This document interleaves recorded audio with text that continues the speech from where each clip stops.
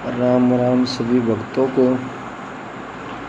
नमस्कार सभी भक्तों को। और गुरु गोरखनाथ जी के सच्चे भगत हो तो इस चैनल पे आए हो तो इस चैनल को सब्सक्राइब कर लो, क्योंकि आने वाले समय में मैं आपको गुरु गोरखनाथ जी के बारे में आपको बातें बताता रहूँगा।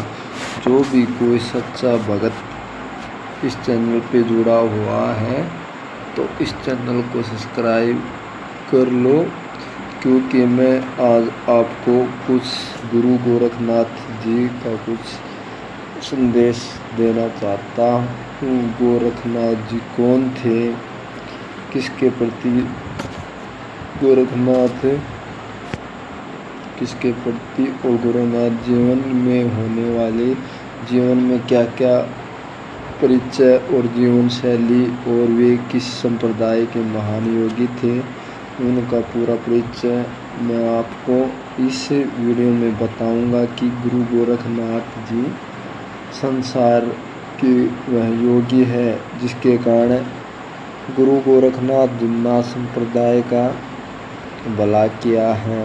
और आने वाले समय में गुरु गोरखनाथ जी इस सृष्टि इस दुनिया में क्या क्या चीज़ें अपनाएंगे उसके बारे में आपको बताना चाहता। तो चले आगे हम वीडियो में। तो मैं इस वीडियो में आपको बताना चाहता हूँ कि गुरु गोरखनाथ जी वो योगियों के आदि गुरु माने जाते हैं जो नाथ संप्रदाय के प्रमुख आचार्य थे। उन्होंने मानव जीवन को आध्यात्मिक उन्नति का मार्ग दर्शाया है और 8 योग की शिक्षा भी दी है।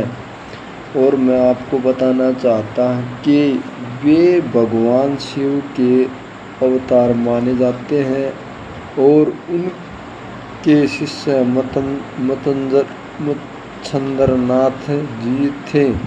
उन्होंने गुरु गोरखनाथ जी ने देश भर में योग, तप और भक्ति का संदेश दुनिया में फैलाया है। उनका मानना था कि गुरु की भक्ति और आत्म संयम से मनुष्य मोक्ष प्राप्त कर सकता है।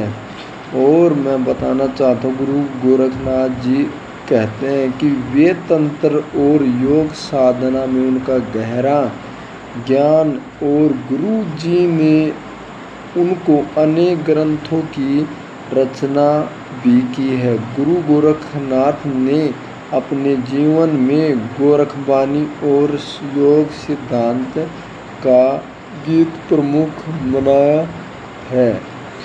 गुरु गोरखनाथ जी का प्रभाव केवल भारत में ही नहीं बल्कि आने वाले हर इस दुनिया की सृष्टि में बनाया है। जैसे कि मैं बता दूं, नेपाल और तिब्बत और पाकिस्तान तक इनका जो सिद्धि प्राप्त की, उनका पाकिस्तान तक इस सिद्धि का योग फैला हुआ है।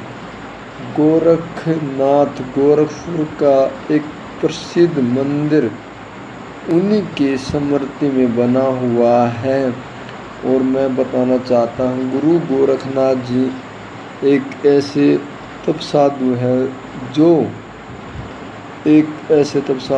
उन्होंने घर घर जाकर उन्होंने सबका भला किया है। और वह तप में जाकर शिव जी भगवान शिव शंकर भगवान की तपस्या करते थे और उनके योग में जुड़े रहते थे। उनका मानना था कि जितने भी योग करते जाएंगे और जो भी कोई बंदा उनकी तप में लीन हो जाता है तो कहते हैं कि गुरु गोरखनाथ जी उसका साथ कभी नहीं छोड़ते। और गुरु गोरखनाथ मन में जो भी कोई आचरण आ जाता है और जो भी कोई शिक्षा देने आ जाता है तो वो गुरु गोरखनाथ जी उनको मिनटों में लपेट लेते हैं।